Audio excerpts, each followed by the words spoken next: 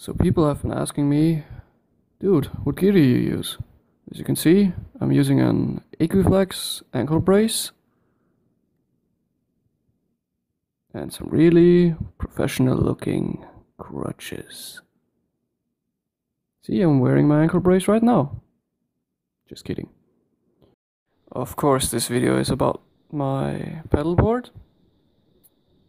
Let's start with the first pedal of my effects loop. It's a Boss NS2 noise suppressor. There's two modes. One where it engages and disengages the gate, and a second one where it engages or mutes the output. The next pedal in line is my Fender Micro DI. It has an XLR out, so I use it to record the clean signal from my bass, so you can hear my fingers scratching on the strings. Right next to it is the Darkglass Super Symmetry 115 GeV compressor.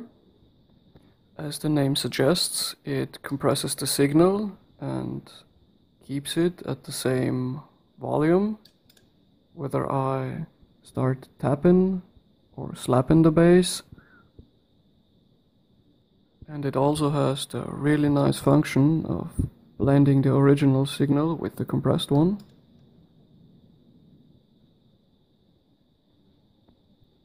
Right after that is my Boss ML2 metal core.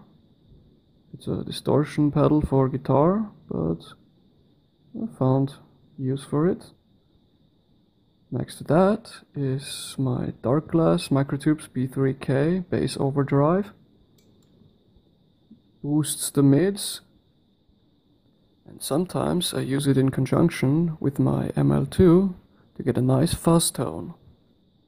I can recommend both pedals for bass and guitar if you want a modern tone and really stand out. Next one in line is my One Control BJF buffer split. Its main function is to switch on and off the next pedal in line. Yeah. No, really I only use it to bypass the multi-effects unit in case of a malfunction or anything. As you can see here, using the Zoom B3, it is equipped with multiple features such as a chromatic tuner or a looper. It has 111 different effects and stores 100 different effect loops. And here's a little demonstration of what it can do.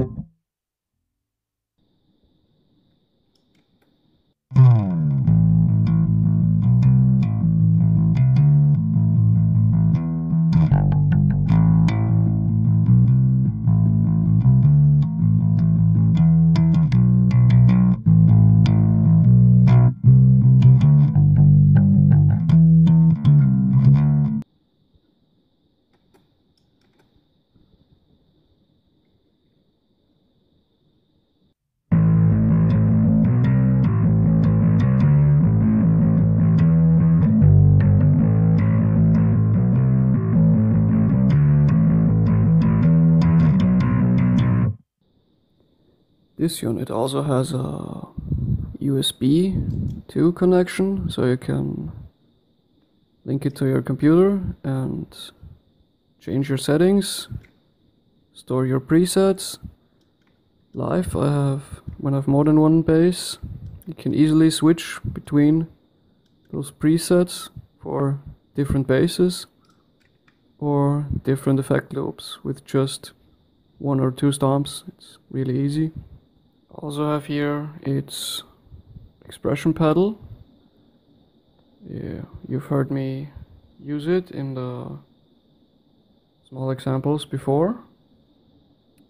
On its own it doesn't really do anything, but you can program it either on your computer or right on the effects unit. It's really cool because its function is stored in a separate slot. So you want to regulate the gain on your amp or gain on one of your pedals, or in this case I'm using it to manipulate the frequency of the wah pedal.